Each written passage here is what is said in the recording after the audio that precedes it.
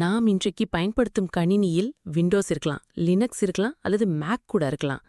ஆனா இதெல்லாம் ஒரு சாதாரண சாஃப்ட்வேர் உருவாக்க கதை இல்லைங்க. இது ஒரு யுத்தம்.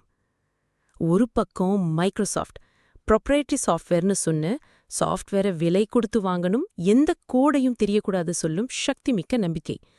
மறுபக்கம் ரிச்சர்ட் ஸ்டால்மன், மென்பொருள் என்பது சுதந்திரமா இருக்கணும், பாஸ் நீ யூஸ் பண்ற சாஃப்ட்வேர்ல கோட் பார்க்க முடியலனா அது உன்னை அடிமையாக்குறது அப்படின்னு சொல்லும் ஒரு புரட்சி வீரர்.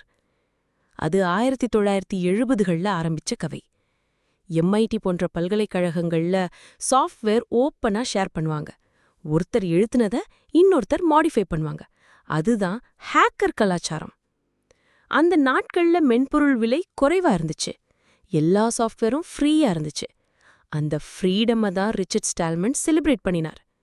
ஆனா 1976ல் ஒரு ஸ்டூடெண்ட் பில் கேட்ஸ் ஒரு கடிதம் எழுதுறாரு, ஓப்பன் லெட்டர் டு ஹாபியிஸ்ட்ஸ். அதுல சொல்றாரு, நீங்க மென்பொருளை திருடுறீங்க, நாங்க டெவலப் பண்ணும் சாஃப்ட்வேருக்கு பணம் கொடுக்கணும். இதத்தான் ப்ரொப்ரைட்டரி சாஃப்ட்வேர் மாடல்னு சொல்றாங்க. சாஃப்ட்வேரை வாங்கணும், ஷேர் பண்ணக்கூடாது, சோர்ஸ் கோட் தெரியக்கூடாது, ஒரு கண்ட்ரோல் மாடல். இந்த பில்கேட்ஸாவும் ஸ்டால்மனாவும் நேர்ல மோதலே இல்ல. ஆனா அவர்களோட தத்துவம் மட்டும் நேரடியா மோதுதேன்னு தான் சொல்லணும்.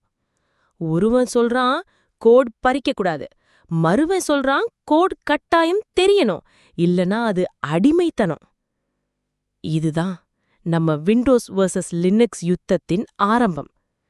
ப்ரொப்ரைட்டரி சாஃப்ட்வேருக்கு எதிராக ஒரு புரட்சி கிளம்ப போகுது. அதுக்கு பெயர் GNU. அதுக்கு தலைவர் ரிச்சர்ட் ஸ்டால்மன். அடுத்த எபிசோட்ல நம்ம பாப்போம், ஸ்டால்மன் எப்படி அந்த சாஃப்ட்வேர் ஃப்ரீடமை போராடி காப்பாத்தினார். EPC2 ஸ்டால்மன் அண்ட் GNU, சுதந்திரத்தின் குரல். வேண்டாமா அந்த போராட்டம் நம்ம காது கேட்க? நன்றி.